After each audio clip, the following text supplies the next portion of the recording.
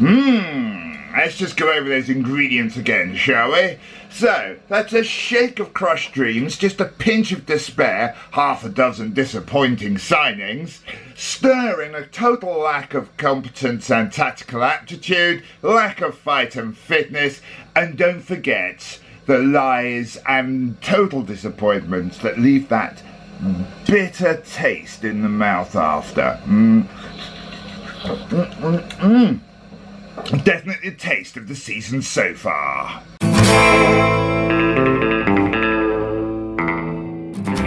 Hi gang, Mike here, promoted to the Hammers Chat main channel from the Hammers Chat forum channel or Hammers Chat show channel, West Ham show channel, whatever it's called this week.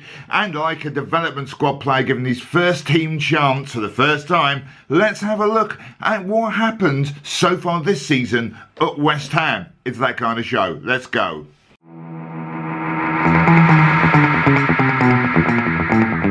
Well, it's been a lot of fun this season. Let's say, you can't say nothing's happened, can you? So, pre-season started, and weren't we all full of optimism? Yes, we were. But even then, if you think about it, if you look at what happened, what did we do? We scored 7 goals, conceded 10, only won 1 game, and we looked dog awful for the whole of pre-season. But still, when match day rolled round for week 1, we approached the season with the kind of optimism of a scantily clad actress knocking on Harvey Weinstein's door. I mean, what could go wrong? Exactly. So we rolled up for our first game at Manchester United and a lot went wrong. We lost 4-0, and some say no real shame in losing 4-0 to Manchester United. I mean, they're a very good team and they're probably a very good chance to win the league, but it's clear that all Slavs pre-season white flag waving training and surrendering training had really paid off, because that's what happened by the bucket load. It was about to become a really awful start to the season. Let's face it, it got a lot worse. First of all, there was the hilarious away loss at Southampton. I mean, what happened in that game? We managed to go 2-0 down, have a player sent off, and somehow get back to 2-2, and that's when we really saw in action for the first time in season, as opposed to pre-season, what we now call the Hammers collapse, because boy are we good at throwing it away at the end of the season. Some say it's a lack of fitness, some say it's a total lack of fitness, but for whatever reason we really can't hang on to a draw or a lead in any way, shape or form. The next game we were away at Newcastle. Obviously we had 3 away games in a row because of stuff going on the athletics at our hilarious football stadium, which isn't actually a football stadium, but that's a whole other argument. And yeah, we were at Newcastle, and that was the kind of woeful, inept performance that makes small children cry. But why were we so bad? We've made signings, we had Chicharito, Mark Arnautovic we've signed for a club record £6.50 and a packet of Monster Munch and a wagon wheel. Joe Hart we've got on loan, Pablo Zabaleta we've got for free. Do you know, it's a slight ring to this, but you know what I mean.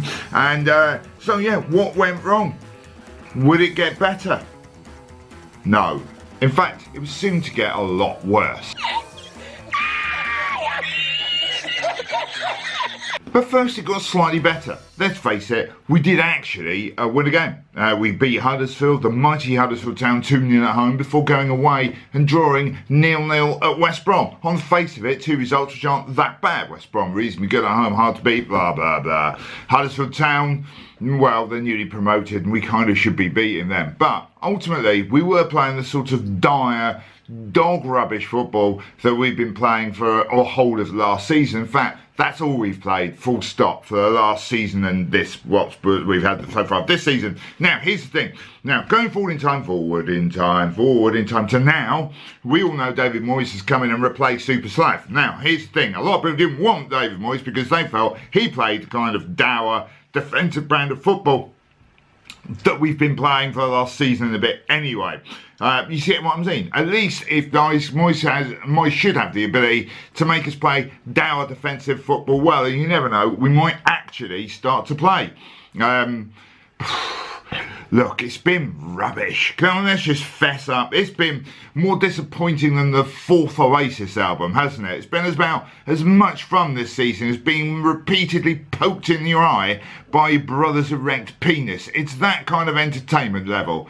Let's get on with the review of the season, shall we? What happened next? Yeah, so having drawn with West Brom, his words you didn't think would be combined together, we managed to draw away at, brace yourself, high-flying Burnley. Yeah, who knew that would happen? Again, weird thing here is we went 1-0 up. Andy Carroll decided to turn into Hong Kong Fooey and karate chop one of their players because he's a big fan of Marko Arnautovic, who did the same thing at Southampton. And here we go. We end up being down to 10 men. We concede right at the end again. But there was a period after Carroll had been sent off of about 15 minutes where we played some quiet, classy football. So guys, that's a season and a portion, and there's your 15-minute period of the kind of football we'd like to see West Ham play. Let's be honest, we kind of know we're not going to win loads of trophies. We're going to know we're not going to qualify for Europe or win the Premier League. But we'd like to see the team, one, compete, and two,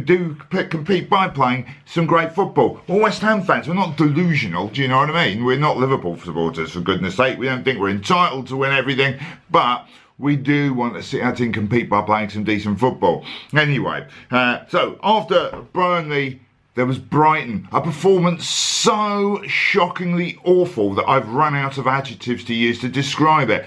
We lost 3-0. It was awful. I mean, I cannot remember us being that bad this month.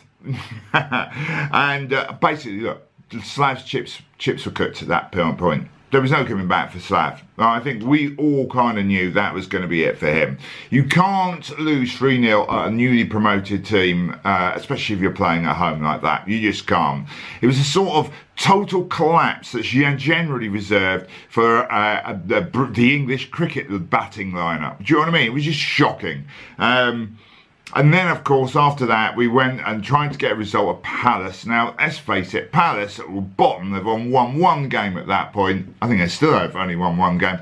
But anyway, they were bottom. At that point, they'd only scored 2 goals in the entire season so far. We raced into a 2-goal lead, not because we were good, but because Palace were that awful. I mean, I was at the game. They were genuinely awful.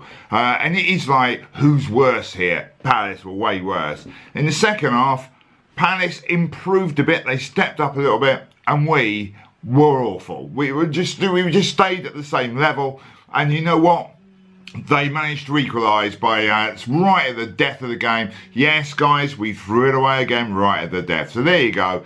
That was a Palace result, and if there was any chance of Slash sticking around, it was soon gone once we'd lost 4-1 to Liverpool. A hilarious game. I mean, I can't think of anything funnier than going 2-0 down, then getting a goal back, and within the same breath, straight from kickoff, Liverpool made it 3-1. You've probably seen the footage of what I thought of that in Gonzo's things. And that was the end of it. Let's face it. Now, highlights of the season so far. Let's not be all down, down, down. Because somewhere we've done quite well in the Haribo Cup, haven't we? I mean, we're still in it, even though we've now got to go to Gunnersville and play Arsenal away, but it is the quarter-final, and there was the game against Spurs. I mean, again, one of those things, we were 2-0 down this time round, and we upped our game and Spurs didn't. How we managed to do this, I don't know. It was a minor miracle that we won 3-2 away at Spurs at Wembley, and it was, let's face it, the highlight. And at some point then, we all thought, oh, maybe this will be the catalyst to turn our season around, but then we threw it away at Palace, and that was the end of it, really, wasn't it? So there you go, folks. This is where we're at. Why have we been so bad? Well, there's a whole heap of reasons, but like the best football shows, let's have a look at the Tactical Analysis Centre, see if we can work out what happened under Super Slav this season.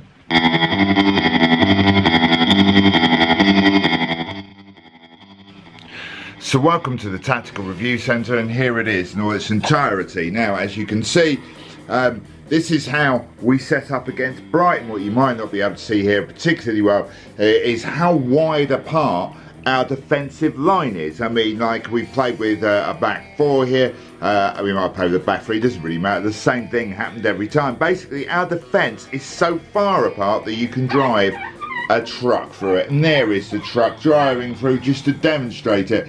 And here we are, a situation where we had Brighton playing with a striker, 2 players just behind, which allowed them to score a goal, or miss in that case, but never mind. So there you go. That's the kind of cutting edge tactical analysis that we have here on Hammers Chat. And if you watch my show Mike on Monday, you'll see that kind of thing on a regular basis. Professional or what? You see, TV punditry made easy. Yes, folks?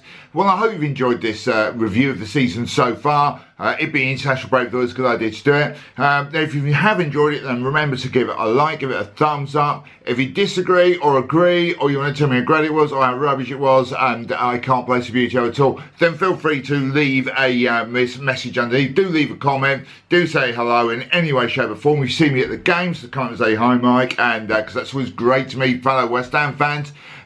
You can, don't forget to subscribe. There are 2 Hammers Chat channels. Don't forget that. You've got the Hammers Chat one that you're watching this on, which is the main Hammers Chat one, and you've got one that is called the Hammers Chat Forum channel, which is soon to become the West Ham Show channel, and that's the one I'm normally on, and you can see me every Monday on a show called Mike on Monday. Makes sense because it's on Monday and I'm Mike, so hey. Hope to see you again on that, or for you to see me again, or however that works. But until then, guys, don't forget to subscribe, don't forget to like it, don't forget to leave comments, and oh, I'm on Twitter as well, WHU Mike, so say hi on Twitter as well. Until next time, come on you Irons.